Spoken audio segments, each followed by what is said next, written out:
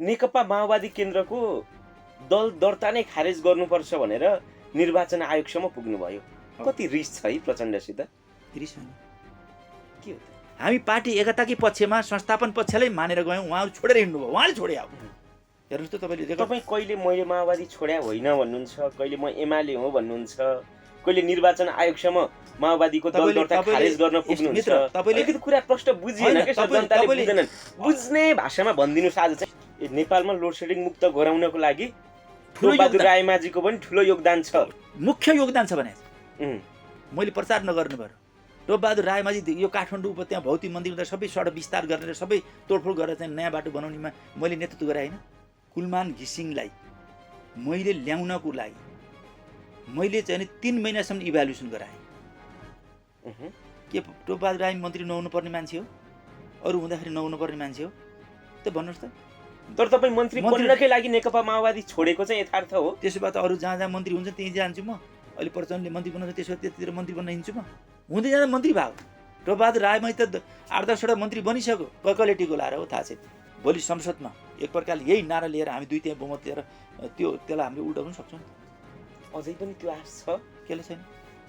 बरु केपी ओलीजी भएको बेलामा मात्रै चाहिँ सङ्घर्ष पनि भयो। केपीले पनि इच्छा जाहेर गर्नु भने त्यसलाई लागू गर्न। त्यो चुच्चे नाक छाप्नेदेखि लिएर कालापानी चुच्चे नक्साको कुराहरू यहाँले गरिरहँदा पाठ्यक्रमबाट हटाउने पनि त फेरि त्यो बेकारको बकवास कुरा हो। त्यस्तो पनि हुन्छ। कसैले पाठ्यक्रममा त देखिया छैन। कसैले चाहिँ पाठ्यक्रममा छ देखाइदिनु न त। त्यो त सरकारको मलाई के लाग्ने, म ज्योतिष हुँ र म भविष्य व्यक्ता हुँ र मैले भन्ने यो सरकारको कुरा हो। अहिले चाहिँ शिक्षा मन्त्रीले नै, तत्कालीन शिक्षा मन्त्रीले नै पाठ्यक्रममा त्यो नछाप्नको लागि निर्देशन दिएको कुरा त सत्य हो नि। इमान्दार क्याडर अथवा नेता रहन्छन् भन्ने कुरा त पुष्टि भएन। उनी त राष्ट्रघाती रहेछन् भन्ने कुरा त अहिले त केपीको पछि लाएर जान पर्थ्यो नि।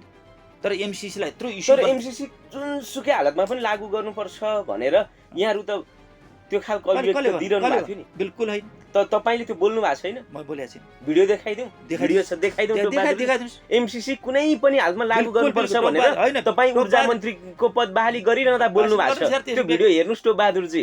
तपाईँलाई मैले बताउँछु, रेकर्ड गर्नु होला, नोट गर्नु होला, अध्ययन गर्नु होला।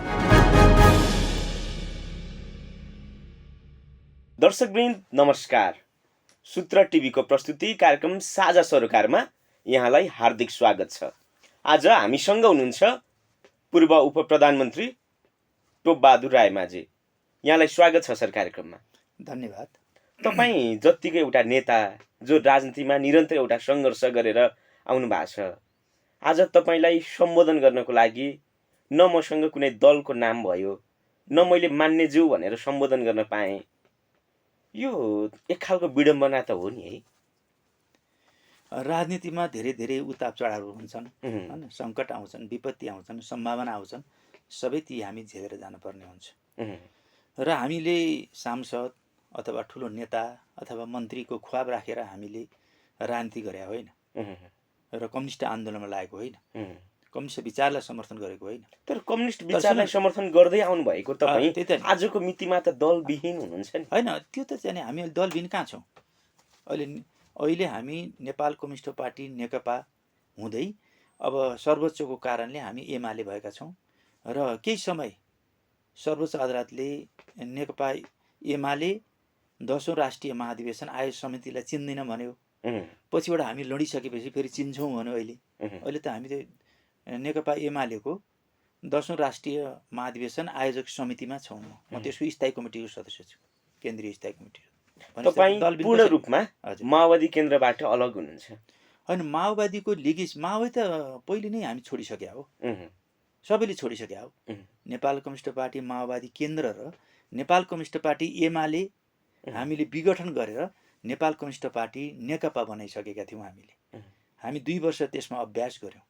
भिडभाडबाट मुक्त हुँदा, एक्लै हुँदा होइन, त्यो एक्लै भएर सोच्दाखेरि, भिडभाडबाट मुक्त हुँदाखेरि म माओवादी नै हुँ कि भन्ने खालका त्यस्ता भावनाहरू मनमा आउँदैनन्? तपाईँको जीवनको त लामो समय त माओवादीमा खर्च भएको छ नि। हो, हामीले चाहिँ माओवादी आन्दोलनको सिर्जना गऱ्यौँ र माओवादी आन्दोलनबाट हामीले मात्रै होइन जनआन्दोलनको सृष्टि गऱ्यौँ। मधेस आन्दोलन त्यसैमा थपियो र सम्पूर्ण जनआन्दोलन एउटा तयार भयो र 240 वर्षको निरङ्कुश राजाको व्यवस्था ढाल्यौँ र हामीले सङ्घीय गणतन्त्र ल्यायौँ। अब त के छ भने हाम्रो एक हिसाबले भने हाम्रो एक अर्थको एक स्तरको लक्ष्य पुरा भयो, राजनीतिक क्रान्ति एक हदसम्म सम्पन्न भयो र अब विकास र समृद्धिको एजेन्डा हाम्रो सुरु भएको छ। हामीले आन्दोलनमा उठाएका एजेन्डाहरू त संविधानमा संस्थागत गरिसक्यौँ नि। अब त एजेन्डा विकास र समृद्धि हो। त्यसको लागि अब देशका सम्पूर्ण राजनीतिक पार्टी त्यसमा पनि मुख्य गरेका वामपन्थी शक्तिहरू एकजुट हुनुपर्छ। पूर्व समूहहरू कोही एमाले भन्ने कोही माओवादी भन्ने भन्दैन। यो आन्दोलन त हामीले मुख्य वामपन्थी शक्तिहरू र राजनीतिक शक्ति मिलेर चाहिँ सृष्टि गरेको, कुनै एउटा शक्तिले मात्रै चाहिँ निर्णायक भूमिका खेले होइन नि, महत्त्वपूर्ण भूमिका खेले होला तर एक्लै गरे होइन। त्यस कारणले आजको यो अवस्थामा मैले तपाईँलाई के भनेर सम्बोधन गर्दा चाहिँ उचित हुन्थ्यो? तपाईँले भनिसक्नु भएन र, हामी माओवादीको लिगेसी सहितका अहिले के छ भनेदेखि नेपाल कम्युनिस्ट पार्टी नेकपा हुँदै अहिले नेकपा एमालेको 10औं राष्ट्रिय महाधिवेशन आयोजक समितिमा छ। तर नेकपा एमाले भित्र यहाँहरू त कमजोर स्थानमा हुनुहुन्छ नि, तपाईँहरूको भूमिका त कमजोर छ नि। तपाईँ एक्लै सोच्नु भने कमजोर भइन्छ, हर व्यक्ति कमजोर हुन्छ एक्लै। हामी समूह छौँ नि त होइन, उहाँहरूले पनि 6जना भन्ने त अब त हामी त त्यता मिक्सअप भइसकेपछि त को कता जान्छ भन्ने कुरा नै। हामी त एउटै पार्टीमा छौँ, एउटै ढुङ्गामा छौँ, हामी एक्लै त छौँ नि। एउटै ढुङ्गा बसिसकेपछि अब त्यसमा कमजोर त हामी शक्ति छ, सम्पूर्ण शक्ति नै नेपाल कम्युनिस्ट पार्टी एमाले 10औं राष्ट्रिय महाधिवेशन आयोजक समितिमा हामी छौँ र सम्पूर्ण हामी एकै ठाउँ छ र एउटै विचार एउटै राजनीति एउटै योजनामा हामी छौँ। त्यसमा कोही अन्तर्विरोध हुनसक्छ, कोही छलफल असहमति हुनसक्छ। त्यहाँ मिक्सअप हुँदाखेरि कहिले काहीँ के हुनसक्छ भने तेल पानी फरक हुनसक्छ।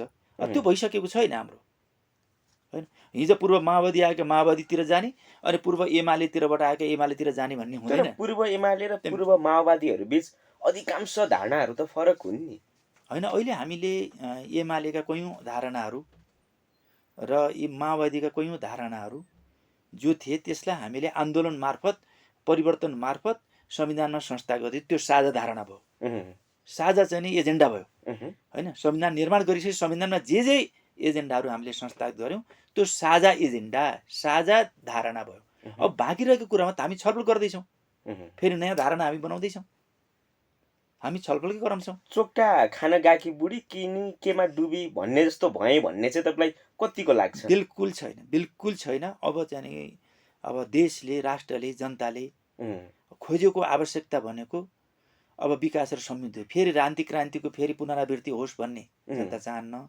विकास र समृद्धि हो।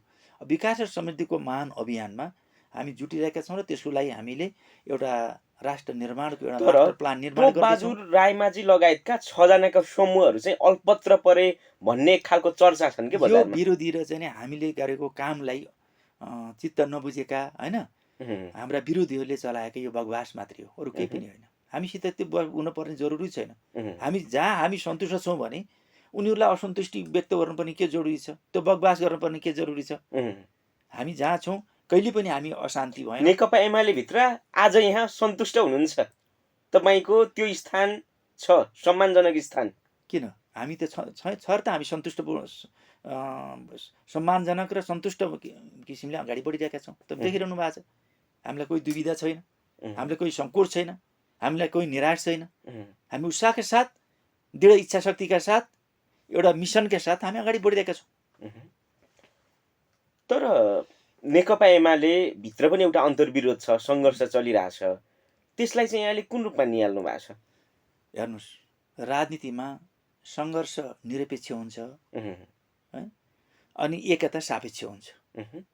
जीवन सङ्घर्ष हो भन्छ नि, कहिले काहीँ गीत पनि गाउँछन्, जीवन सङ्घर्ष हो, सङ्घर्ष नै जीवन हो भन्छ नि। सङ्घर्ष त निरन्तर हुन्छ, समाजमा हुन्छ, पार्टीमा हुन्छ, आन्दोलनमा हुन्छ, परिवारमा हुन्छ, समुदायमा हुन्छ, व्यक्तिमा हुन्छ।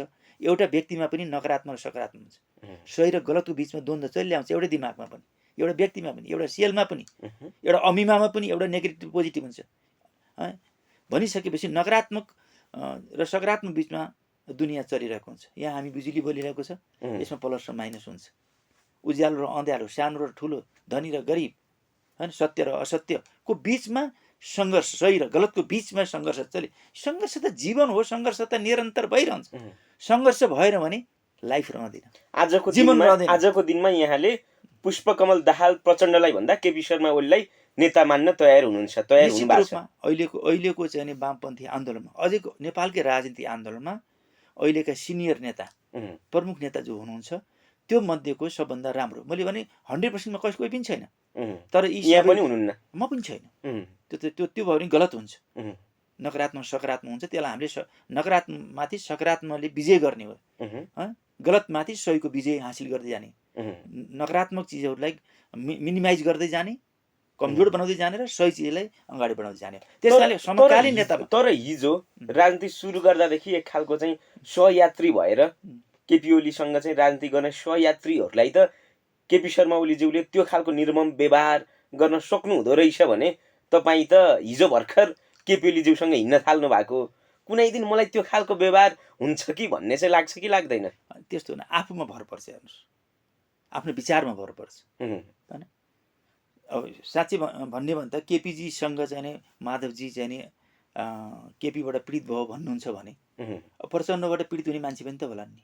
यहाँ प्रचण्डबाट पीडित हामी पीडित त्यो कारणले गर्दा नेकपा एमालेमा जानुभयो होइन? तपाईँले भन्न खोज्नु भएको आशय त यो हो नि त, तपाईँ प्रचण्डसँग पीडित हुनुहुन्थ्यो, त्यो भएर नेकपा एमालेमा जानुभयो। म प्रचण्डबाट पीडित होइन, म आफूलाई कहिले पनि पीडित ठान्दिनँ।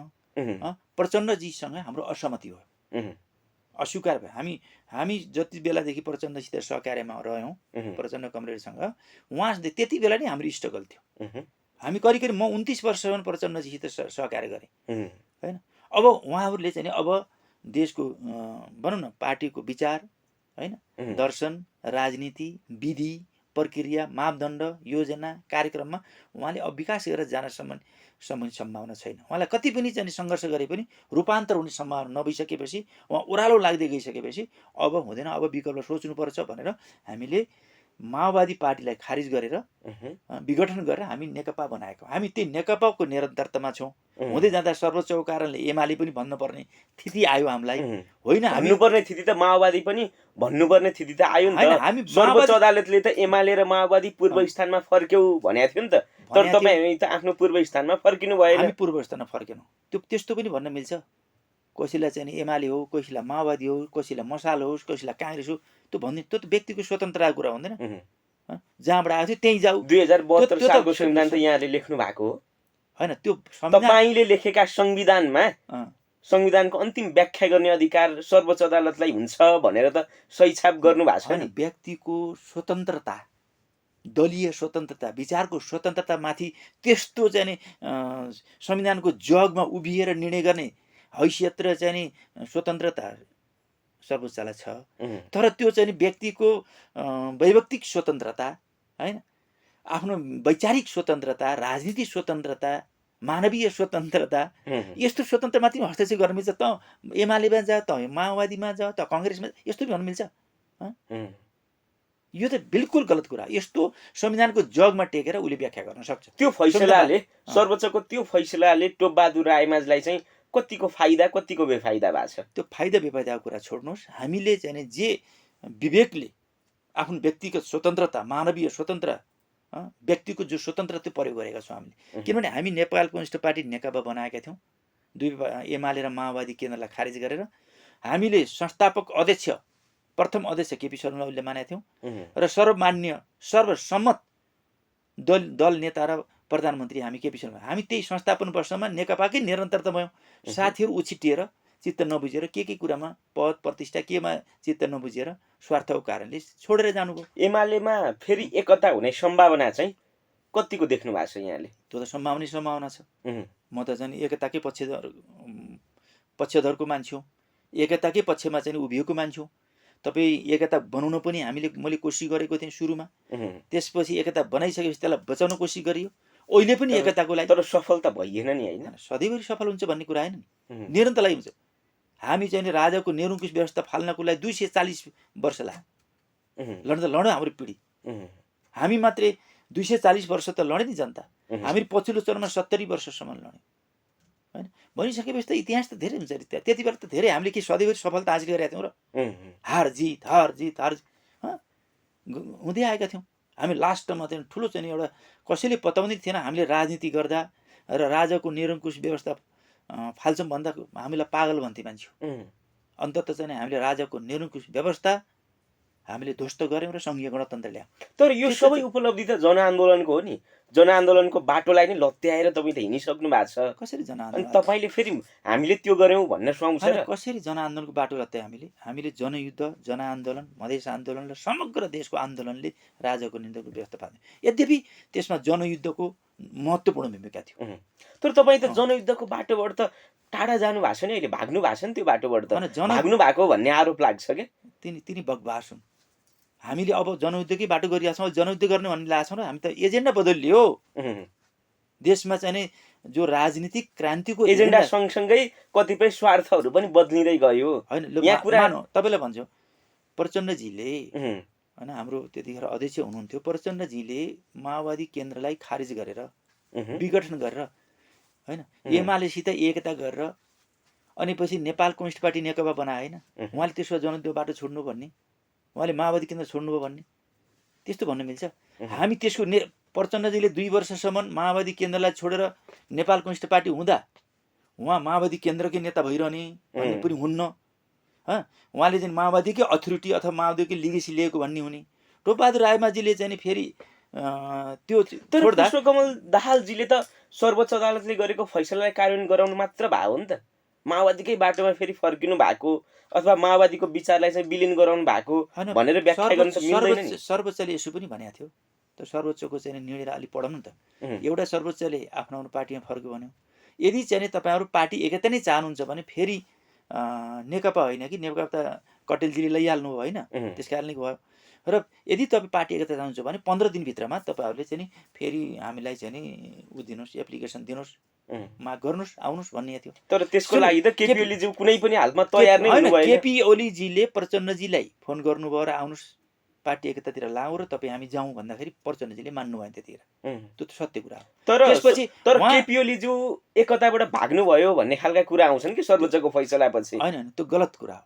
केपीजीले चाहिँ पछि फोन गर्नुभएको छ र फोन गरेर प्रचण्डजीलाई पार्टी एकताको लागि हामीले फेरि जाउँ, सर्वोच्चमा उसमा जाउँ, निर्वाचन आयोगमा जाउँ र हामीले दर्ता ल्याउँ, नयाँ पार्टी दर्ता गरेर ल्याउँ, एकतामै बसौँ भन्दाखेरि उहाँले मान्नु भएन। प्रचण्डजीले नमाने हो त्यति। उहाँले चाहिँ त्यो के छ भने पार्टी फुटाउनलाई पनि, नेपाल कम्युनिस्ट पार्टी फुटाउनलाई पनि बखरा झिकेर कति बुधे 18 बुधे 20 बुधे 25 बुधे अनेक किसिमका बुधे 9 बुधे सबै बुधा हालेर चाहिँ पुरै आरोप लाएर भाग्न खोज्नु भएको थियो। अनि सर्वोच्चले गरेको निर्णयपछि त उहाँलाई आनन्द भयो, त्यसैले फर्किन उहाँ चाहनु भएन। तर यो पनि सत्य हो, संसद विघटन नगर्दा भए त दलको एकता पनि कायम रहन्थ्यो नि। अब संसद विघटन दोस्रो कुरा हो। तपाईँ अहिले देख्नुभएछ नि संसदको औचित्य छ, राजनीतिक पार्टीको औचित्य भएको छ। नेपालमा राजनीतिक पार्टीले गर्ने अधिकार, संसदको अधिकार, साथीहरूले चाहिँ जुन संसद आफ्नै पार्टीका सांसदहरूले, नेताहरूले त्यो संसद चल्न नदिने र चाहिँ विपक्षकोमा लाएर प्रतिपक्षको नेतालाई प्रधानमन्त्री बनाउँदै हिँडिसके। माधव कुमार नेपालहरूले त भन्नुभएको छ, हामीले त प्रतिगामी कदम मात्र रोक्न खोजेको हो, हामीलाई कुनै पद चाहिएको होइन भनेर भन्नुभएको छ। प्रतिगमन भनेको के हो? संसद विघटन गरिदिने, संसद विघटन हैन, आफ्नै सहकर्मीहरूलाई चाहिँ पछाडिदिने। मलाई भन्न त दिनुहोस् न, पहिला प्रश्नमाथि प्रश्न थुपाएर त्यसो इक्जाम्पल त आउँदैन, उदाहरण आउँदैन, उत्तर आउँदैन। मैले भन्न खोजेको कि होइन, संसदले काम गर्न सकेन, आफ्नै सांसद, प्रतिपक्ष छोड्नुहोस्, आफ्नै सांसदहरू विपक्षको उसमा मोर्चामा लागिरहेछन्, विपक्षको नेतालाई प्रधानमन्त्री बनाउन लागिरहेका छन्, आफ्नै नेताहरूले अनुशासनमा छैनन्, अराजकता छ। त्यस्तो भाँडबैलो भइसकेपछि अब फेरि ताजा जनादेशमा जाने लोकतन्त्रको रक्षा हुन्छ कि त्यो चाहिँ नि प्रतिगमन हुन्छ? एउटा त्यो कुरा अध्ययन गर्नुपर्ने हुन्छ मेरो विचारमा। अब संसदले काम गर्न सकेन, पार्टीभित्र भाँडबैलो भयो र अब यो संसदको औचित्य भने जनादेशलाई फेरि ताजा जनादेशमा जानुपर्छ। त्यही संविधान हामीले 2072 को संविधान अन्तर्गत नै त्यसैमा टेकेर नयाँ ताजा जनादेशमा जाने भन्ने कुरा त्यो लोकतन्त्र हो होइन। फेरि चुनाव विघटन, त्यो संसदीय विघटन गरेर नयाँ ताजा जनादेशमा जानु भनेको आफ्नै संसदीय दलको नेतालाई प्रधानमन्त्रीलाई छोडेर प्रतिपक्षमा गएर चाहिँ त्यो किसिमको अराजनीति, त्यो किसिमको गठबन्धन गर्नु भनेको अराजनीतिक भन्दा अरू केही हुन सकेन। त्यो भन्दा चाहिँ राजनीतिभन्दा बाहिरको कुरा हो। अर्को कुरा मैले भन्छु, अहिले प्रधानमन्त्री संसदले बनायो, संसदले दियो, संसद चुन्यो। तर संसदको समर्थन त छ नि त्यहाँनिर, 165 जना सांसदको समर्थनलाई चाहिँ तपाईँ के भन्नुहुन्छ? मेरो कुरा सुन्नुहोस् न, दलीय व्यवस्थामा दलीय व्हिप लाग्छ लाग्दैन, दलीय अनुशासन हुन्छ हुन्। उपधारा 5 त यहाँहरूले नै राख्नु भएको हो संविधानमा। उपधारा राख्या उपधारालाई तपाईँको चाहिँ नि यो हुइप नलाग्ने, फोलर क्रस गरे पनि पार्टी छोडे पनि हुइप नलाग्ने भन्ने हुन्छ। तर स्वतन्त्र व्यक्ति सांसद बन्ने भनेपछि त हुइप लाग्दैन नि। हो, स्वतन्त्र व्यक्ति संसद बन्न सक्छ, एकरे प्रधानमन्त्री बन्न, स्वतन्त्र व्यक्ति संसदको स्वतन्त्र सांसद प्रधानमन्त्री बन्न सक्छ, दलको पनि बन्न सक्छ हैन। तर उसले के छ भने कुनै पनि दलले समर्थन जुटाउनु छैन, कुनै पनि व्यक्तिले समर्थन जुटाउन सकेन, कुनै व्यक्तिले मैले धारा 76(5) मा मैले समर्थन जुटाएँ भन्नुको मतलब छुट्टै छुट्टै व्यक्तिबाट होइन कि, कोही व्यक्ति स्वतन्त्र व्यक्तिबाट पनि समर्थन जुटाउने कुरा हुन्छ, कोही दलसित पनि समर्थन जुटाएर प्रधानमन्त्री बन्न सक्छ कुनै स्वतन्त्र व्यक्ति पनि भनेको कुरालाई अनि पछि हुइपै नलाग्ने भनेपछि यो दलीय व्यवस्था रहन्छ, यो त निर्दलीय व्यवस्था भएन। अब धारा 76, 2, 3, 4 कसैले प्रयोग गर्छ, अब त्यही अब त संसदको किनबेच गर्ने, त्यसपछि हुइप नलाग्ने, भाँडबैलो गर्ने, निर्दलीयमा जाने, लुटमार गर्ने, किनबेच जाने, यो सबै चिजहरू चाहिँ नि अब दलको उसको संसदको कुनै औचित्य भएन, राजनीतिक पार्टीको कुनै औचित्य भएन। अब त सर्वोच्चले टिको लगाइदिएर प्रधानमन्त्री पठाइदिने, अब मन्त्री पठाइदिने, अब त यो दलमा लाग, यो दलमा नलाग, त एमालेमा लाग, त माओवादीमा लाग भनिदिने, यस्तो पनि कहीँ दलीय व्यवस्थामा हुन्छ? लोकतन्त्रमा यस्तो हुन्छ? कस्तो व्यवस्था बनाउनु भएछ त? यो व्यवस्था होइन, यो वास्तवमा भन्नुहुन्छ भने यो देशका राजनीतिक पार्टीहरू, देशका संसदहरूले नबुझेर, यो मेरो विचारमा। तर यो व्यवस्था त यहाँहरूको लडाइँबाट मैले एउटा चिज भन्न तपाईँले दिनु भएन, यो अहिले जो भइरहेछ नि मेरो विचारमा त्यो संसदले काम गर्न थालिसकेपछि र निर्दलीयतिर जानेपछि देशमा अराजकता र चाहिँ काम हुन थालिसकेपछि, अन्तर्विरोध चर्को भएर हुन थालिसकेपछि यही संविधान अथवा चुनावमा जानु लोकतन्त्र हो। अब के छ भनेदेखि फेरि यो संसदको नाममा भाँडबैलो मचाउने र चाहिँ फेरि चाहिँ यतिसम्म कि संसदकै औचित्य, संसदको अधिकारको प्रयोग गर्न नपाउने, राजनीतिक अधिकार प्रयोग गर्न नपाउने, प्रधानमन्त्री सर्वोच्चले तोक्दिने, यो पार्टीमा लाग या नलाग भनेर सर्वोच्चले तोक्दिने, अनि तैँले चाहिँ हुइप लाग्न पर्दैन भनेर सर्वोच्चले तोकिदिएपछि यो दलीय व्यवस्थाको औचित्य समाप्त भयो भएन? यो त खास रूपमा भनिने प्रतिक्रान्ति या प्रतिगमन यो हो खै दलको। अब त माथि सोध्न जानु पर्यो, अब सर्वोच्चले चलाउने भयो राजनीतिक पार्टीहरूलाई, संसदलाई, जनप्रतिनिधिलाई सर्वोच्चले चलाउने भयो, अब सर्वोच्चलाई कसले चलाउँछ त्यो अध्ययनको कुरा छ।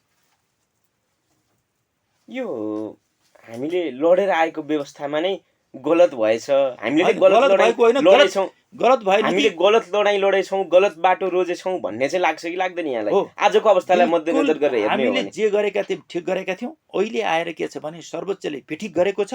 त्यति मात्रै होइन, देशका राजनीतिक पार्टीहरू त्यो चाहिँ नि जुन किसिमको एउटा प्रतिगमन भन्नुहोस् प्रतिक्रान्तिको जो सङ्केत दिएको छ, संविधानमाथि ठुलो घात गरिएको छ, दलमाथि र चाहिँ संसदमाथि जनप्रतिनिधिमाथिको चाहिँ अधिकारहरूलाई छिन्ने काम भएको छ।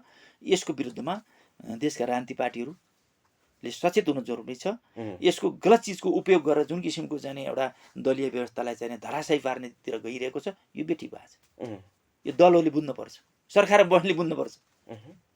सरकारमा बसिएछ अर्काको आदेशबाट टिको लाएर, सर्वोच्चबाट कसले टिको लाएर हो थाहा छैन।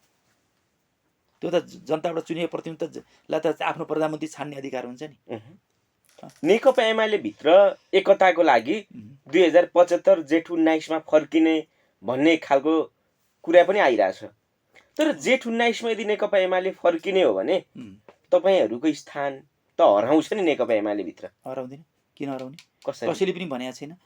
जेठ 2 गते 2075 जेठ 2 गतेले नेकपा एमालेलाई चाहिँ एकताबद्ध गर्न त्यसले महत्त्वपूर्ण भूमिका खेल्छ। अनि जेठ 2 गते मात्रै न, 2050 जेठ 2 गते जेठ 3 गते फेरि पार्टी एकता भएको छ हैन। पार्टी एकता त पहिला फर्क्यौँ भनेको एमालेलाई एकता गर्छ, जेठ 3 मा गरौँ भने फेरि सम्पूर्ण पार्टीलाई भनौँ वामपन्थी शक्तिहरूलाई नेकपा एमाले र नेकपा माओवादीलाई फेरि एकता गर्नु छ।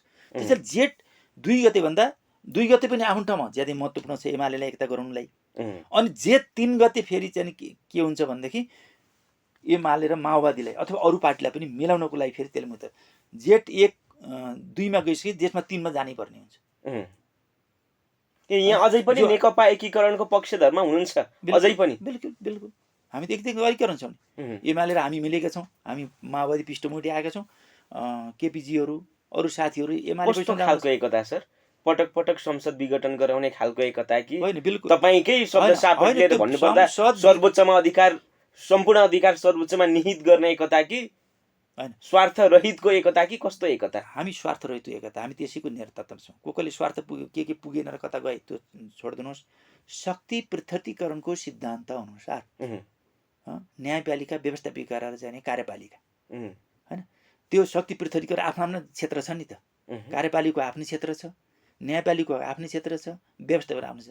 एकले अर्कालाई हस्तक्षेप गर्न मिल्दैन हैन।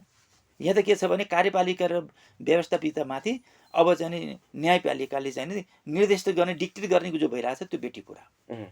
अझ न्यायपालिका त वास्तवमा कानुन बनाउने त संसदले हो नि। हामी यो कुरा ढुक्क छौँ कि भोलि अहिले गरेका निर्णयहरू भोलि संसदमा एक प्रकारले यही नारा लिएर हामी 2/3 बहुमत लिएर त्यसलाई हामीले उल्टाउन सक्छौँ नि त। अझै पनि त्यो आश छ? केले छैन? हामी राजतन्त्रको कस्तो कुरा हुन्छ? हामी राजतन्त्रको राजाको निरङ्कुश व्यवस्थाको विरुद्धमा राजा फाल्छौँ भन्दा यति थियौँ हामी। अहिले त राजा छैन, अहिले पुरा गणतन्त्रमै भएको छ देश। तर तपाईहरुको राजाको भन्दा त कहाँ कम छ र? सुन, राजा व्यक्ति फालियो, प्रवृत्ति त फालिएन नि सर। त्यो त तपाईहरुले देख्नु भएको व्यवहार, कुनै राजाको व्यवहार, महाराजाको व्यवहार भन्दा फरक त छैन भनेर जनताले भन्ने गरेका छन्। राजाको निरङ्कुश व्यवस्थाका अवशेषहरू अहिले पनि छन्, हामीले बुझिरहेका छौँ। त्यो चाहिँ नि समाजमा छ, त्यो पार्टीमाहरूमा छन्, नेताहरूमा पनि अहिले त्यसको अवशेष गन्धहरू आइरहन्छ केही समय। यसलाई यही हो, अहिलेको यो सङ्घर्ष भनेको यही हो। राजाको निरङ्कुश व्यवस्था फाले पनि त्यसका चाहिँ अवशेषहरू छन् भन्ने हामीले बुझेका छौँ। तर सोझाउने भनेको के छ? विचार, राजनीतिले, योजनाले, सङ्घर्षले हो। हामी लक्ष्य राखेर हो, एउटा रोड म्याप बनाएर गर्ने कुरा हो। त्यस कारणले हामी त्यो दिशातिर अगाडि छौँ। यो सङ्घर्ष पनि त्यतैतिर केन्द्रित छ। जस्तो अहिले जुन राजावादीहरू सबभन्दा बढी हाबी थिए पहिला, अहिले राजाबारीको ठाउँमा राजा जुन थियो, जुन शक्ति थियो, जुन जनमत थियो, अब त्यो ठाउँमा चाहिँ नि अब गणतन्त्रवादीहरू आए। अब फेरि त्यो चाहिँ नि जुन गणतन्त्रवादी छ त्यसको ठाउँ राजावादी थोरै कि पहिला जमानामा दिए नि त्यस्तै भइरहेछ। अहिले आन्दोलन गरिरहेछन् राजावादीहरूले, राजा आऊ देश बचाऊ भन्दै हिँडिरहेछ। थोरै छन्, सीमित छ नि। गणतन्त्रवादी जनताको भावनालाई बुझ्नै सक्नु भएन अनि राजा आऊ त भनिहाल्छन् नि। यो त विकल्प त खोज्छ नि जनताले। एकैचोटि हुँदैन, क्रान्ति एकैचोटि हुन्न, अंश गर्छ, एकैचोटि हुँदैन। तपाईहरु आफ्नो स्वार्थमा लडिरहने, सुन्नुस्, जे मन लाग्छ त्यही गर्दिरहने, अनि विकल्प त खोज्छ नि नागरिकले। विकल्प खोज्न बाध्य बना त तपाईहरुले हो नि। स्वीकार्नुहुन्छ यो कुरा? नागरिकले राजा आऊ देश बचाऊ भन्न बाध्य भए त तपाईहरुकै व्यवहारले गर्दा हो। सुन्नु, मेरो कुरा पहिला सुन्नुहोस् न। विश्वको राजनीति आन्दोलनमा यस्ता प्रकारका थुप्रै घटनाहरू भएका छन्। हामीले राजनीतिक क्रान्ति हामीले धेरै ढिला गऱ्यौँ। 200-300 वर्ष अगाडि नै चाहिँ नि जो विकसित मुलुकहरूमा यस्ता क्रान्तिहरू भएका थिए, निरङ्कुश व्यवस्थाको विरुद्धमा थिएर त्यति बेला गणतन्त्र, लोकतन्त्र ल्याइएको थियो। हामीले धेरै ढिलो गरेर लिएर आयौँ। त्यस कारणले उनीहरूले लड्दा पनि फेरि चाहिँ गणतन्त्र ल्याइसके, लोकतन्त्र ल्याए पनि त्यहाँ थुप्रै किसिमका प्रतिक्रान्तिका अवशेषहरू देखिन्थे। यस्ता कुराहरू हुन्थे। यस्ता किसिमका फेरि अवशेषहरू झगडा गर्ने, यताउति गर्ने हुन्थे। एकैचोटि हामी असफल निराश हुनुपर्ने कुरा छैन। हामीले 240 वर्षको निरङ्कुश व्यवस्था हामी लडेर फाल्यौँ। अब हाम्रो लक्ष्य भनेको, हाम्रो एजेन्डा भनेको विकास र समृद्धि हो। राजनीतिक क्रान्ति एकासँग हामीले सम्पन्न गऱ्यौँ। अब विकास र समृद्धिको एजेन्डामा पनि हामी सङ्घर्ष गर्नुपर्ने हुन्छ। कोष विकास र समृद्धिको मास्टर प्लान बनाएर त्यसको सक्षम नेतृत्व गर्न तयार हुन्छ, त्यो अगाडि आउँछ, त्यसको विषयमा यो सङ्घर्ष हो। यसलाई हामीले नकारात्मक नबुझौँ। हामीले जे परिवर्तन ल्यायौँ यो ठुलो गर्व गर्नुपर्छ हाम्रो जीवनकालमा। अब विकास र समृद्धिको लागि पनि यो स्ट्रगल हो। यसमा त अब ध्रुवीकरण हुन्छ नि। कयौँ कम्युनिस्ट, कहीँ काङ्ग्रेस पनि भएर आए पनि, कयौँ निरङ्कुश व्यवस्थाका अवशेषहरू। मैले थोरै प्रसङ्ग बदल्न चाहेँ। तर नेकपा एमाले भित्र जो कुरा आइरहेछ नि, जेठ 75 मा फर्किने भन्ने कुरा, जेठ 2 मा भन्नु न, जेठ 2 मा 75 जेठमा फर्किने, जेठ 2 मा फर्किने भन्ने जुन कुरा आछ नि, त्यो स्थानमा नेकपा एमाले फर्किने हो भने नेकपा एमाले भित्र यहाँहरूको स्थान चाहिँ के हुन्छ? हाम्रो हिजो साधारण कार्यकर्ता। तपाईले के कुरा गरिरहनु भएको छ? तपाईँ हिजो जे, अहिले हामी के छौँ? अहिले हामी के छौँ तपाईँले भन्नु न। म अहिले कहाँ छु? तपाईँले अध्ययन गर्नु भएको छ? म नेकपा एमालेको, यद्यपि त्यो चाहिँ नि नेपाल कम्युनिस्ट पार्टी नेकपाको निरन्तरतामा छ। नेकपा एमाले हामी त्यसमा छौँ। अहिले म कहाँ छु थाहा छ? त्यो अध्ययन गर्नुभयो होला नि। मेरो स्ट्यान्ड कहाँ छ अहिले? तपाईँ नेकपा एमाले भित्र एउटा समितिको सदस्यमा हुनुहुन्छ हो? म स्थायी कमिटी सदस्य छैन। तर यो स्थान, यो तपाईँ जसरी स्थायी कमिटी सदस्यमा हुनुहुन्छ नि, यहाँलाई मेरो प्रश्न, त्यो स्थान त तपाईँको हराउने सम्भावना त देखिन्छ नि। कसरी 75 जेठमा फर्किने होइन, हो भने त। उहाँहरू दुवै पक्षबाट सहमति भइरहेछ कि उहाँहरू पनि मिल्ने जेठ 2 मा गएर र पार्टी एकतामा आएका साथीहरूलाई पनि त्यही चाहिँ नेपाल कम्युनिस्ट पार्टीभित्र जे स्तर थियो नि त्यही स्तरमा सम्मान गर्ने भन्ने छ कि। त्यो हेर्नुहोस् न, बुझा हेर्नुहोस् न, त्यसमा के फरक परेको छ? माधव कुमार नेपालहरूसँग फेरि एक खालको चाहिँ पार्टी एकता हुँदाखेरि हामी पार्टी तपाईलाई कुनै त्यस्ता खालका घाटा हुँदैन? केही हुँदैन। उहाँहरू त एकता हुनुपर्छ भने हामी त लडिरहेछौँ। उहाँहरू त एकता हुनुपर्छ भने हामी त्यही चुप लाएर बसिरहेछौँ। एकताको विरोधी छैनौँ हामी। त्यसमा अझ भोलि भन्छु कि प्रचण्डज्यू पनि आफूले गल्ती कमजोरी स्वीकारेर आउनुहुन्छ भने उहाँको पनि एकतालाई हामीले फेरि चाहिँ अस्वीकार गर्दैनौँ। तर टोपबहादुर रायमाझीहरूले यदि माफ मागेर आउँछन्, हामीले गल्ती गऱ्यौँ भन्छन् भने माओवादी केन्द्रमा हामी उनीहरूलाई फेरि स्थान दिन्छौँ भनेर त भनिरहेछ नि प्रचण्ड लगायतका नेताहरूले। प्रचण्डज्यू पार्टी एकताबाट भाग्नुभयो र उहाँहरूले चाहिँ फेरि आफ्नो गल्ती कमजोरीलाई स्वीकारेर आउनुभयो भने हामीले भन्ने पनि त भन्छौँ फेरि। तपाईँले त्यो भनिरहनु भएको छ, फेरि तपाईँमाथि चाहिँ मन्त्री पदमा चाहिँ पार्टी छोडेको, आफ्नो विचार छोडेको भन्ने आरोप पनि तपाईँ पछाडि पनि त छ नि। के टोपबहादुर राई मन्त्री नहुनु पर्ने मान्छे हो? अरू हुँदाखेरि नहुनु पर्ने मान्छे हो? त भन्नुहोस् त। कि मन्त्रीलाई तर तपाईँ मन्त्री बन्नकै लागि नेकपा माओवादी छोडेको चाहिँ यथार्थ हो। त्यसो भए त अरू जहाँ जहाँ मन्त्री हुन्छ त्यहीँ जान्छु म। अहिले प्रचण्डले मन्त्री बनाउँछ, त्यसो त्यतिर मन्त्री बन्न हिँड्छु म। हाम्रो विचार छैन। जुन बेलामा हामी पार्टी एकता त्यसलाई मन्त्री बन्ने भनेर लागेको थियौँ हामी। जुन बेला हामी पार्टी एकता गऱ्यौँ, एमाले र माओवादी केन्द्र छोडेर विघटन गरेर हामी नेपाल कम्युनिस्ट पार्टी बनायौँ, त्यतिर मन्त्री बन्ने सम्भावना थियो, हामी एकता गऱ्यौँ। अनि पछि पार्टी एकतालाई भाण्ड खोज्दाखेरि त्यसको विपक्ष यहाँ उठ्दाखेरि त्यतिर मन्त्री बन्ने सम्भावना थियो। हुँदै जाँदा मन्त्री भयो। टोपबहादुर रायमाझी त 8-10वटा मन्त्री बनिसक्यो। त्यसलाई के रहर गरिरहनु पर्छ? यो देशको विकास र समृद्धिमा अग्रज र सबभन्दा चाहिँ इच्छा शक्ति भएको, भिजन भएको नेता तुलनात्मक रूपले अहिले चाहिँ यी समकालीन नेताहरूमा केपी बाहेक अरू, केपी भन्दा अरू पछाडि छ। देख्नु हुँदैन केपीले बाहेकहरू? होइन, अरू कम चाहिँ टेस्टेड भन्नु हेरौँ न, हिजो अरू पनि त हुनुभयो। अरू भएको देख्नु भएन तपाईँले?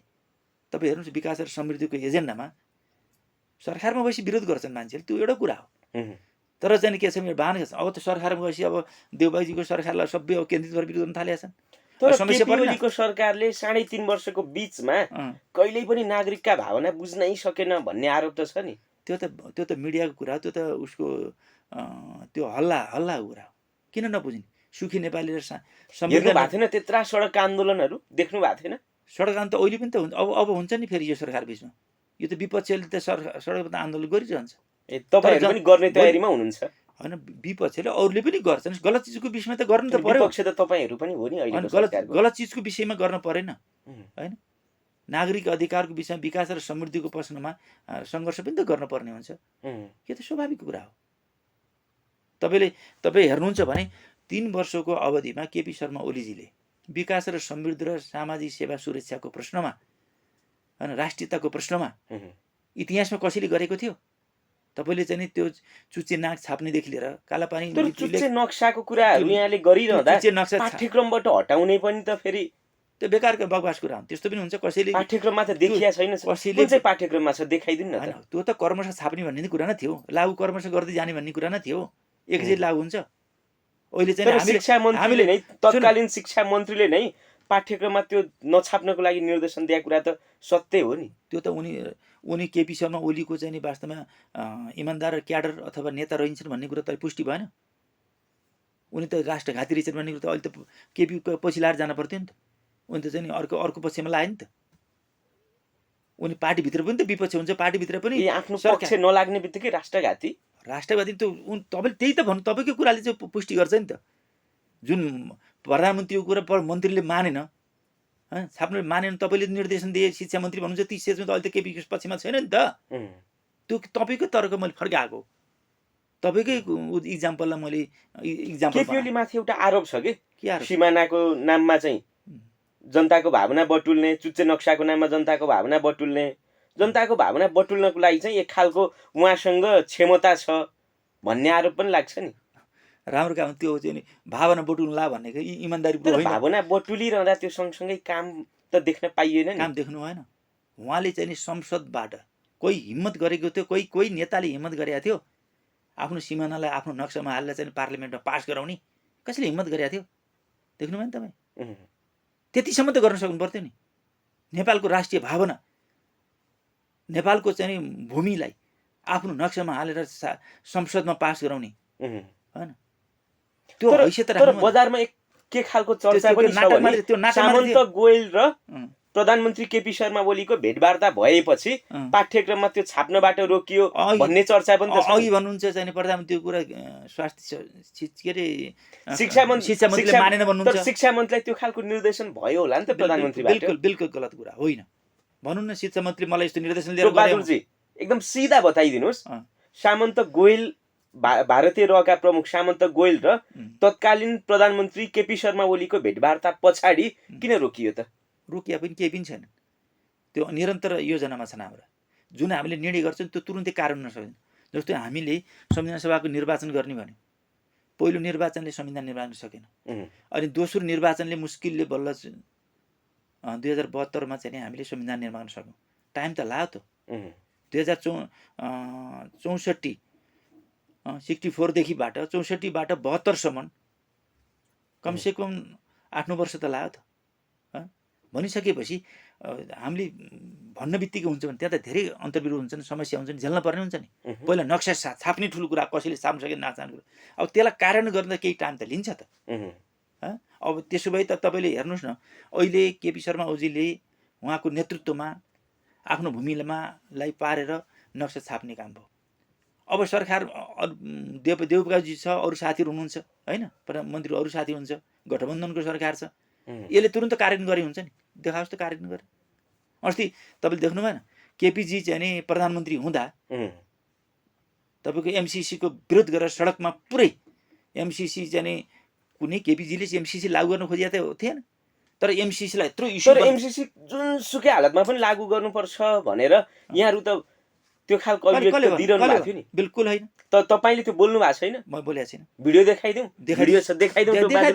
एमसिसी कुनै पनि हालतमा लागू गर्नुपर्छ भनेर तपाईँ ऊर्जा मन्त्रीको पद बहाली गरिरहँदा बोल्नु भएको छ। त्यो भिडियो हेर्नुहोस् त बहादुरजी, एमसिसी लाई चाहिँ बखडा बनाइएको हो, अनावश्यक चर्चा गरिएको हो, एमसिसी यो देशको हितमा छ भनेर बोल्नु भएको छ। तपाईले कुनै पनि हालतमा त्यो बकवास कसैले चाहिँ प्रचार गर्ने तपाईँ जस्ता मिडियाले जो चाहिँ तपाईले बोलेको कुरा मिडियाले गलत प्रचार कसरी गर्छ? बोलेको कुरा आवाज देखाउनुस् न, ल आवाज देखाउनुस्, म मान्छु अहिले। ल तपाईले बोल्नु भएको छैन। बिल्कुल बोलेको छैन। मैले भनेको कुरा म आफै भन्छु तपाईँलाई, अहिले पनि दोहोऱ्याएर भन्छु म कस्तो व्यक्ति भन्ने कुरा होइन। म किन ऊर्जा मन्त्री हुँदा त्यो विषयमा बोलेको छु, तर एमसिसी लागू हुनुपर्छ, जेको त्यो लागू हुनुपर्छ मैले भनेको छैन। मैले के भनेको भन्दाखेरि एमसिसी कस्तो हो भन्नुहुन्छ भने, जो नेपालको मिलेनियम च्यालेन्ज कर्पोरेसनले, तपाईहरू कति सजिलरी कुरा बङ्गाइदिनु सक्नुहुन्छ। नजाने कुरा नगर्नु न, तपाईँले झुट त नबोल्नुहोस् न, पहिला देखाउनुहोस् त। म अहिले भने नि त, मलाई भन्न दिनुहोस् न।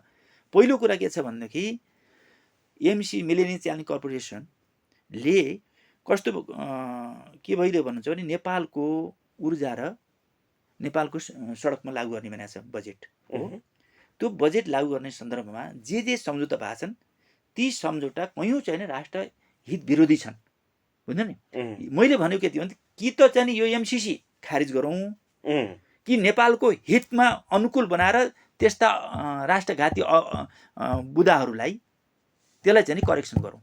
सत्तामा हुन्जेल राष्ट्रवादी, सत्ताबाट बाहिर निस्केपछि त्यही एमसिसी राष्ट्रघाती।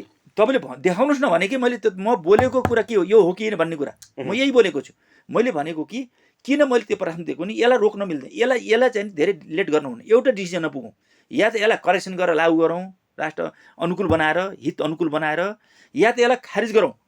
किन भनेको भन्दाखेरि हाम्रो देशमा जुन किसिमको ऊर्जा क्षेत्रमा विकास भइरहेको छ होइन, हाइड्रो पावरमा हामीले जुन किसिमको सफलता हासिल गर्दैछौँ, जति हामीले हाइड्रो पावरमा सफलता हासिल गर्छौँ, हाम्रो ऊर्जा क्षेत्रमा जति मेगावाट हामीले विद्युत उत्पादन गर्दैछौँ ठुलो स्केलमा, अपर तामाकोसी लगायतका क्षेत्रबाट हामीले गर्दैछौँ, अब हामीसँग ट्रान्समिसन लाइन छैन। खरबौँ अरबको दिनको चाहिँ जो हाम्रो ऊर्जा चाहिँ खोलामा बग्दैछ, पानी बगाइ हामीले उत्पादन त्यत्रो खर्च गरेका छौँ। ट्रान्समिसन लाइनमा उसले लागू गरेन भनेको छ भनेदेखि यो एमसिसीमा झुन्डिएर नबसौँ, कि करेक्सन गरेर लागू गरौँ कि यसलाई खारिज गरौँ, यति हो मेरो शब्द। लागू गरौँ भन्नेको मतलब करेक्सन नगरिकन भनेको छैन मैले, राष्ट्र हित अनुकूल हुने किसिमलाई करेक्सन गरौँ, होइन भने यसलाई खारिज गरौँ, यसलाई इग्नोर। हाम्रो देशले चाहिँ लगानी गरेर पनि यो ट्रान्समिसन लाइन बनाऊ भन्ने हो, सिन्सियरली भने मैले। अब अहिले अब कति अब चाहिँ अप्रतापपछि सम्पूर्ण बिजुली चाहिँ MCC राष्ट्रिय ग्रिडमा यो आउनु सरकारले MCC पास गर्छ भन्ने चाहिँ यहाँलाई लाग्छ कि लाग्दैन? त्यो त सरकारको कुरो, मलाई के लाग्ने, म ज्योतिष हुँ र उहुँ, म भविष्य व्यक्ता हुँ र मैले भन्ने, यो त सरकारको कुरा हो।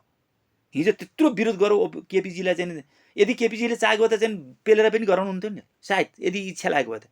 यो MCC ल्यायो कसले हो? देउपाजीको पाला पेल्दै नसक्या त हो नि। होइन, बिल्कुल होइन। उहाँले चाहिँ वास्तवमा भनेदेखि यो नगरेकै हो। उहुँ, जस्तो कि चाहिँ उहाँले चाहिँ पटक पटक भन्नुभएको छ, सरकारमा हुँदा पनि भन्नुभएको छ, यो MCC मैले ल्याएको त होइन नि एफिस त, यो ज्ञानेन्द्र बहादुर कार्की अर्थमन्त्री हुँदा र चाहिँ त्यसपछि यो नेपालमा भित्राइयो। त्यसपछि प्रत्येक जति चाहिँ ज्ञानेन्द्र बहादुर अर्थमन्त्री भएदेखि यताका सरकारले सबैले ओन गर्दै आइरहेछ, स्वीकार्दै आइरहेछ। बरु केपी ओलीजी भएको बेलामा मात्रै चाहिँ सङ्घर्ष पनि भयो, केपीले पनि इच्छा जाहेर गर्नुमा त्यसलाई लागु गर्न बस गरेर इच्छा जाहेर नगरे त होइन, होइन पछाडि हट्यो। होइन, यसमा दलीय हिसाबले यसलाई चाहिँ वार्ता गरेर यसलाई चाहिँ करेक्सन गरेर हुन्छ कि हेरेर चाहिँ लागु गर्ने भएन होइन, नगरे नगरौँ भन्ने नै हो। मैले चाहिँ भने मैले प्रसङ्ग थोरै बदल्न चाहेँ। नेकपा माओवादी केन्द्रको दल दर्ता नै खारेज गर्नुपर्छ भनेर निर्वाचन आयोगसम्म पुग्नुभयो। कति रिस छ है प्रचण्डसित? रिस होइन, के हो त? हामी गणतन्त्रको लागि ल्यायौँ, लड्यौँ, हामीले गणतन्त्र ल्यायौँ, हामीले संविधान बनायौँ, हाम्रा एजेन्डाहरूलाई हामीले संविधानमा संस्थागत गऱ्यौँ, राष्ट्रका एजेन्डा, जनताका एजेन्डाहरूलाई। अब त्यो आफै बनाएको संविधान अनुसार हामी पार्टी चल्नुपर्छ पर्दैन। रिस मात्रै होइन, प्रचण्डजीसित सँगै बस्दा पनि हामीले हाम्रो पार्टीलाई अब संविधान अन्तर्गत चलाउनुपर्छ। तपाईँहरू माओवादीभित्र भइरहँदा, प्रचण्डसँग लेनदेन कुराकानी मिलिरहँदा विधि सम्बद्ध, जब नेकपा एमालेमा जानुभयो तब विधिभन्दा बाहिर? तपाईँले चाहिँ बाहिरबाट हेरेर त्यसरी मान्नुहुन्छ? तपाईँले टोपबहादुर रायमाझी ऐनी मैले भनिसकेँ, त्यसमा बिर्सिनु भयो। जुन बेलादेखि प्रचण्डसित सहकार्य गरी एकता गर्यो त्यस दिनबाट हामी स्ट्रगल गरेछौँ। त्यो यद्यपि पार्टीभित्रको आन्तरिक अन्तरसङ्घर्ष भन्छ त्यसलाई। अन्तरसङ्घर्षको चाहिँ कतिखेर विस्फोट हुन्छ, कतिखेर फुटमा हुन्छ, कतिखेर एकता हुन्छ भन्ने कुरा थाहा हुँदैन नि, होइन? भित्रभित्र अन्त करेन्ट त चलिरहेको हुन्छ नि, होइन भनेदेखि त्यो चाहिँ प्रचण्डजीका गुरु चाहिँ यो किरणजी मोहन वैद्य छोड्नुभयो, उहाँको चेला चाहिँ विप्लव छोड्नुभयो, उहाँको सहपाठी बाबुराम छोड्नुभयो, बादलजीले पहिला छोडेकी हो, गोपाल किराँतले छोडेको हो, सिपी गजुरले छोडेकी हो, हजार नेताले किन छोडे? टोपबहादुरले लास्टमा छोडे हो। टोपबहादुर त चाहिँ सधैँभरि स्ट्रगल गरेर बस्ने हो। अब एकता छोड्दै गएपछि छोड्यो टोपबहादुरले नि। मैले छोडे होइन, म त प्रचण्डजीको पार्टी भनौँ न, माओवादी पार्टीलाई समेत नेपाल कम्युनिस्ट पार्टीमा रूपान्तर गरे हो। एमाले र माओवादी मिलाएर हामीले पार्टी एकता गऱ्यौँ। हामी पार्टी एकताकै पक्षमा संस्थापन पक्षलाई मानेर गयौँ, उहाँहरू छोडेर हिँड्नुभयो, उहाँले छोडे हो। हेर्नुहोस् त तपाईँले, तपाईँ कहिले मैले माओवादी छोड्या होइन भन्नुहुन्छ, कहिले म एमाले हो भन्नुहुन्छ, कहिले निर्वाचन आयोगसम्म माओवादीको दल दर्ता खारेज गर्न पुग्नुहुन्छ। अलिकति कुरा प्रश्न बुझिएन के सर, जनताले बुझ्दैनन्। बुझ्ने भाषामा भनिदिनु साझा चाहिँ एकदम बुझ्ने भाषामा। तपाईँ जस्तोको मिडिया क्षेत्रमा काम गर्ने अलिकति राजनीतिक साथीहरूलाई चाहिँ नि इन्टरभ्यूमा ल्याउने साथीले त बुझ्नु पर्यो नि यो कुरा त। पार्टी कसरी चल्छन्, पार्टीमा कति बेला कस्तो बेलामा फुट हुन्छ, कस्तो बेलामा एकता हुन्छ, होइन? कस्तो पार्टीभित्र अन्डरकरेन्ट कसरी सङ्घर्ष चलिरहेको हुन्छ, होइन? भनी त बुझ्नु पर्यो नि। त्यो नेकपा माओवादी टोपबहादुर रायमाझीलाई कुनै शक्तिले प्रयोग त गरेका छैन। टोपबहादुर रायमाझीलाई सुन्नुहोस्, तिनी बकवासतिर नलागौँ। टोपबहादुर रायमाझीले हिजो चाहिँ नि माओवादी केन्द्रमा हुँदा उसको पोजिसन के थियो, उसको स्ट्रगल के थियो भन्ने त बुझ्नुपर्छ नि। कमसेकम त्यहाँ अन्डर करेन्ट के थियो, अन्तर्विरोध के थियो, त्यति त बुझ्नुपर्छ नि। म आजको मान्छे त होइन नि, म आज मात्रै त्यो छलफल त होइन नि, हामी त हिजो पनि छलफलमा छौँ नि त। त्यो तपाईँहरूले बुझ्नुपर्छ एउटा कुरा। त्यो जनतालाई पनि हामीले पटक पटक भन्ने गरेका छौँ, होइन? जनतालाई पनि हामीले जानकारी गराएका छौँ। के मान्छेले बाहना झिक्छन्, मान्छे सुतेको मान्छेलाई जगाउन सकिन्छ, सुतेको बाहना गर्ने मान्छेलाई जगाउन सकिन्न कि? बाहना गरेका छ नि त, जति उठाउनु नि उठाउन सकिन्न। त्यस कारणले सुतेको बाहना गर्न हुन्न, सुतेको मान्छे उठाउने हामीले। त्यो सुतेको बाहना गर्ने मान्छेले त के भन्छन्, त्यो सबैलाई समेट्न सकिन्न। समेट्ने भए त चाहिँ अब देशमा एउटै पार्टी हुन्थ्यो नि त, त्यो सम्भव हुँदैन। हामीले जति सक्यो राष्ट्र र जनताको पक्षमा, विचार र राजनीतिको पक्षमा, योजना र कार्यक्रमको हिसाबले हामीले जनतालाई चाहिँ एकीकृत केन्द्र। आज जनताले बुझ्ने भाषामा भनिदिनु, निर्वाचन आयोग चाहिँ किन जानुभयो यहाँहरू? हो त्यो भन्नुहोस् न। म निर्वाचन आयोग किन गयो भने हामी संविधान बनाइसकेपछि हामीले बनाएको संविधान अनुसार हामीले बनाउने पार्टी चल्नुपर्छ पर्दैन? संविधानमा के भन्छ निर्वाचन आयोगको नीति नियममा चल्नुपर्छ पर्दैन एकदम हामीले चाहिँ के छ संविधान हाम्रो कानुन राजनीतिक दल सम्बन्धी ऐन अनुसार चल्नुपर्छ त्यस अन्तर्गत प्रचण्डजीको पार्टी छैन र उहाँले चलाइरहनु भएको छ र हामीले पनि त्यसमा यो नगरौँ हामीले विधिसङ्गत तरिकाले चलाउँ संविधान अनुसार चलौँ भन्न हामी त्यहाँभित्र पनि सङ्घर्ष गरेका थियौँ कि त्यसो भए नेपालका सबै दल विधिभित्र छन् विधिसम्मत छन् अरू पार्टी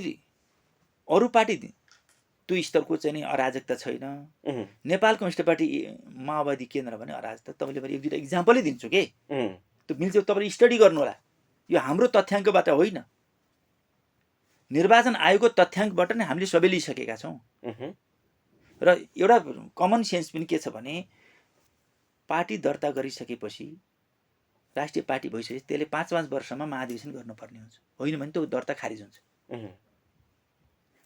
माओवादी केन्द्रको पार्टीको महाधिवेशन 2069 सालमा भएको हो त्यसपछि अहिलेसम्म 9 वर्ष भयो पार्टीभित्र हुँदा चाहिँ मेरो स्थान गुम्छ कि भनेर महाधिवेशनको कुरा उठाउनै नसक्ने हो यही कुरा तपाईँले बुझ्नु तपाईँहरू जस्ता मिडियाका साथीहरूले बुझ्नु पर्यो मित्रहरूले बुझ्नु पर्यो मेरो भनाइ के छ भने त्यहाँ पार्टीभित्र हामीले भन्यौँ यसो नगरौँ त्यही कारणले त फुट विभाजन हुन्छ नि त सहमति हुँदा सहँदासम्म मिल्दासम्म चल्दासम्म चल्छ नभए त छोड्छ नि मान्छेले अब यो पार्टी काम लाग्दैन यो पार्टी विघटनतिर गयो यो पार्टी विसर्जनतिर जाँदैछ कोल्याप्स हुँदैछ भन्ने हुन्छ नि हामीले करेक्सन गर्न त कोसिस गऱ्यौँ बाहिर नै आएन पार्टीभित्रको अन्तरसङ्घर्ष बाहिर आउन कहिले मन्द रूपमा हुन्छ भित्री रूपमा हुन्छ कहिले बाहिरै आउँछ त्यस कारणले यो अहिले बाहिर आएको मात्रै हो हामी त्यहाँभित्र पनि यो पार्टीलाई देशको कानुन देशको संविधान र निर्वाचन राजनीतिक पार्टी सम्बन्धी ऐन हामीले बनाएका छौँ त्यो अनुसार चल्नु पर्यो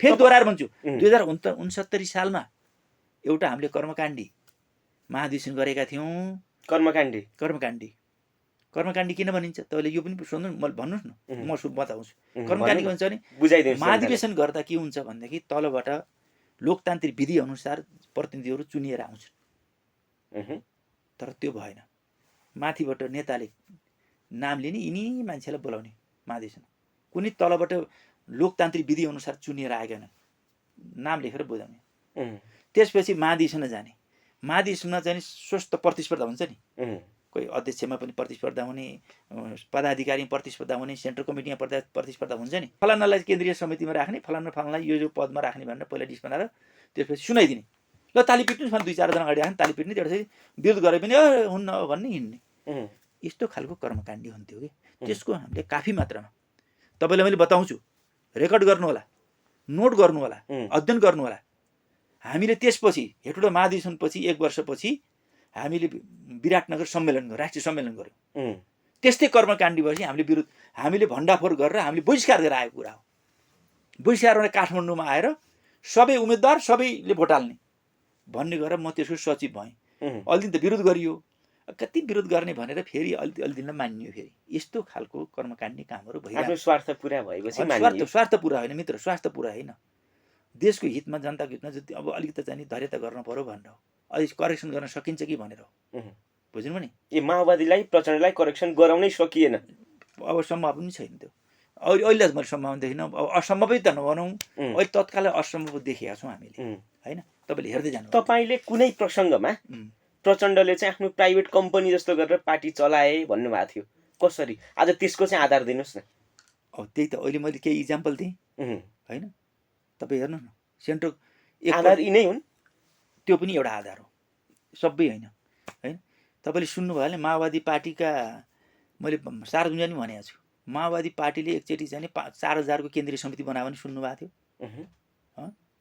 हेटुडा महादेशमा 79 जनाको कमिटी थियो त्यस विराटनगर जाँदाखेरि 151 यस्तै समथिङ 53 होला 151-53 मा पुग्यो 153 हो ल तपाईँले भने माने ल 153 मा पुग्यो त्यसपछि फेरि एकचोटि 4000 को पुग्यो फेरि 200 समथिङ पुग्यो यो महिनै पछि केन्द्रीय समिति बदल्नु चाहिँ एउटा महाधिवेशन अर्को महाधिवेशनसम्ममा यदि महाधिवेशन मान्ने हो भने यस्तो पार्टी कहिले कस्तो व्यवस्था है तपाईँहरूको त्यही त भएर त तपाईँले हो अब त बल्ल कुरो बुझ्न थाल्नु होला अहिले अलि बुझ्नु कस्तो यस्तो तपाईँले हेर्नु चित्र हेर्नुहोस् त तपाईँले अब महाधिवेशनलाई मान्ने भने 2069 सालमा छ त्यो निर्वाचन तपाईँले मिडिया भएको तपाईँलाई राइट छ एक त नागरिक हिसाबले पनि अरू कुरा मिडिया क्षेत्रमा काम गर्ने मिसालले निर्वाचन आएर सोध्नुहोस्, तपाईँको माओवादी त्यो त सबै दर्ता गर्नुपर्छ पर्दैन, अप टु डेट हुनुपर्छ पर्दैन। एकदमै निर्वाचन आयोगमा तपाईँको हेटौँडा महाधिवेशनको केन्द्रीय समिति कुन हो, कति कुन दर्ता गराइएको छ, त्यसपछि अहिले आएर लास्टमा टोपबहादुरलाई कारबाही गर्ने केन्द्रीय समिति कुन हो, यसरी गरेर अध्ययन गर्नुहोस्। ए तपाईँलाई कारबाही गरिएको केन्द्रीय समिति नै वैधानिक छैन? छैन बुझ्नुभयो नि। त्यस कारणले हामीले उहाँहरूप्रति रिस भएर होइन, उहाँहरू देशको संविधान, देशको कानुन र राजनीतिक दल सम्बन्धी ऐन अन्तर्गत चल्नुहोस्। यो देशलाई सिस्टममा ल्याउनु पर्नु परेन? हामीले सिस्टममा ल्याउँछौँ भनेर संविधान बनाए होइन, अनि पछि उही छापामार किसिमले उही भूमिगत किसिमले पार्टी चलाएर नि पारदर्शी किसिमले चलाउनु पर्दैन? लोकतान्त्रिक विधि अनुसार पार्टी चलाउनु पर्न? आन्तरिक जनवादको प्रयोग गर्नु पर्दैन? आन्तरिक जनवादको प्रयोग गर्नु पर्दैन? त्यस कारणले यो चिजमा काफी मात्रामा अहिले तपाईँ देखिहाल्नुहुन्छ। अब यसको चाहिँ नि उजागर हुँदै जान्छ क्रमशः।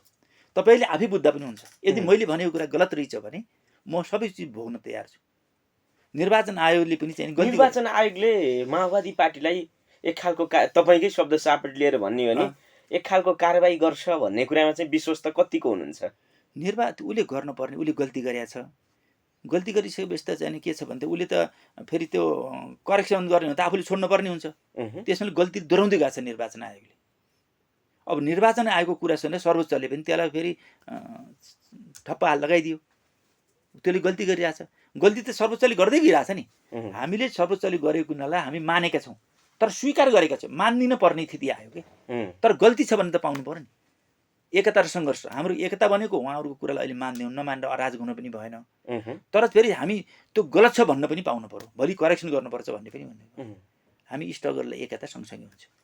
टोपबहादुरजी, हामी कार्यक्रमको लगभग अन्त्यतिर छौँ। यहाँलाई मेरो अन्तिम प्रश्न, तपाईँ ऊर्जा मन्त्री हुँदाखेरि तपाईँले निकै उपेक्षा गरेको, मन नै नपराएको पात्र कुलमान घिसिङ।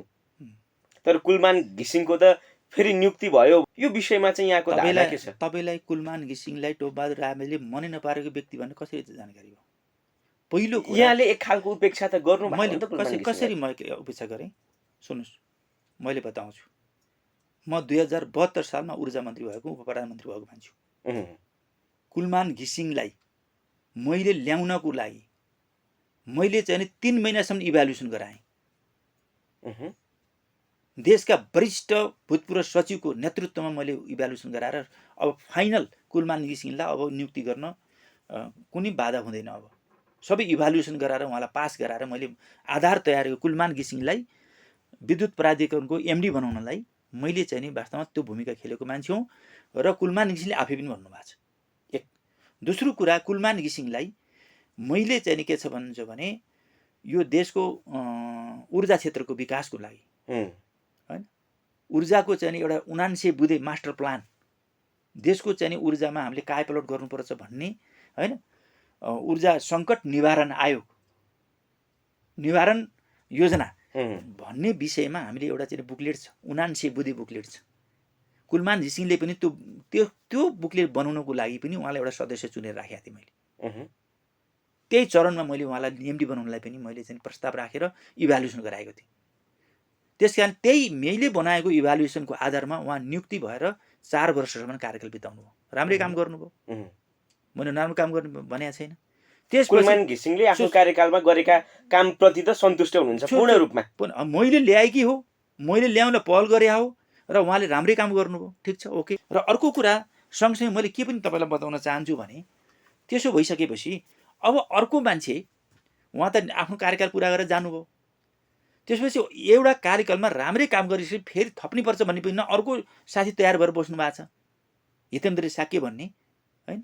उहाँ तर विद्युत प्राधिकरणभित्रको अवस्था त खस्किँदै गयो कुलमान घिसिङ बाहिरिएपछि भन्ने खालका कुरा। अहिले त्यतिर बढी नगरौँ, खस्किएको छैन। घाटाका कुरा, पटक लाइन काटिरहने कुरा अहिले पनि त काटिया छ भने काइन क्वेसन। अहिले अन्डर कन्स्ट्रक्सनमा छौँ हामी ल। अहिले चाहिँ नि ऊर्जा क्षेत्रको अपडाउन भइरहेको छ।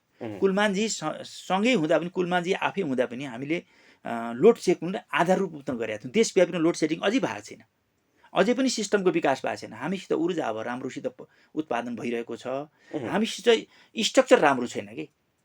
हामीसित उत्पादन हुने भयो, हाम्रो स्ट्रक्चर हाम्रो पुरानो छ कि, संरचना हाम्रो पुरानो छ, त्यो संरचनालाई हामीले बदल्ने क्रममा छौँ। आज पनि मैले चाहिँ के छ भने दिनभरि हिजो र आज चाहिँ ललितपुर म जहाँ बस्छु दिनभरि लाइन काटिरहेछ। अब मैले चाहिँ अहिले चाहिँ सरकारलाई मैले दोष लाउन चाहन्न। सरकार अर्को हाम्रो विपक्षको सरकार गएको छ। मेरै जिल्लाको पम्फाजी अहिले चाहिँ ऊर्जा मन्त्री हुनुहुन्छ। म बुझेको मान्छे भएर कसैले भन्छ मैले ऊर्जा मन्त्री हुँदा कसैले ठ्याक्क आधा घन्टा 15 मिनट बिजुली गयो भने तपाईँ ऊर्जा मन्त्री हुनुहुन्छ 15 मिनट बिजुली गइसक्यो किन कथेर दिनुहुन्छ भन्छ कि जनताले भन्ने कुरा हो। तर टोपबहादुरले त्यसो भन्दैन। मैले हिजो भने मैले मेरो घरमा एउटा चाहिँ त्यो फल सिलिङ हाल्ने कि धेरै गर्मी भयो एउटा चाहिँ फल सिलिङ हालिदिउँ भन्नु भनेको हिजो दिनभरि कामदारहरू घर फर्के। किन मैले पछिबाट भने लोन यति त गरिदिन्छु अर्को क्षेत्रबाट फेरि त्यो फल सिलिङ आज त दिनुहोस् भन्दै अर्को क्षेत्रबाट दिन मिल्ने सर भनेर आज फेरि बल्ल बल्ल दिएको छ। हिजो दिनभरि लाइट गएको छ। यसको मतलब यो हो कि होइन कि यो सरकारले असफल भयो बर्बाद भयो यो सरकारले लोड सेडिङ गरायो भन्ने होइन। हाम्रो उत्पादन भइरहेछ एउटा सिस्टममा गइसकेको छ देश। हामीले सिस्टमको डेभलप गऱ्यौँ 79 बुदा बनायौँ जहाँ कुलमान घिसिङलाई पनि मैले त सदस्य बनाएको थिएँ। र तपाईँले यो कुरा बुझ्नुहोस् कि त्यो 79 बुदाले गर्दा टोपबहादुर माननीयज्यूको नेतृत्वमा जो 79 बुदा मास्टर प्लान बन्यो त्यसैले लोड सेडिङ मुक्त गराएको भन्ने उहाँले भाषण गरेको चाहिँ कुलमान घिसिङको भाषण छ। हामी नेपालमा लोड सेडिङ मुक्त गराउनको लागि टोपबहादुर रायमाझीको पनि ठुलो योगदान छ। मुख्य योगदान छ भने मैले प्रचार नगर्नु पर्यो। टोपबहादुर रायमाझी यो काठमाडौँ उपत्यका भौतिक मन्दिर हुँदा सबै सडक विस्तार गर्ने र सबै तोडफोड गरेर चाहिँ नयाँ बाटो बनाउनेमा मैले नेतृत्व गरेँ होइन। म प्रचार गर्दैन।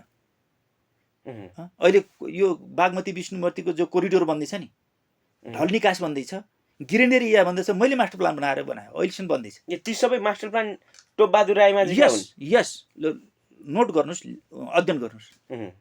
म भौतिक मन्त्री हुँदा म स्थानीय विकास मन्त्री म ऊर्जा मन्त्री हुँदा मैले गरेका कामहरूको नोट गर्नुहोस् न हेर्नुहोस् रेकर्ड हेर्नुहोस् काफी छन्। म आफैले हामीले प्रचार गर्ने फेरि यो अहिले पनि गरिएन हिजो पनि गरिएन यी सबै नोट गर्नुहोस् के गरिएन भोलि फेयरलेस पेस गरिन्छ आवश्यक पर्यो भने।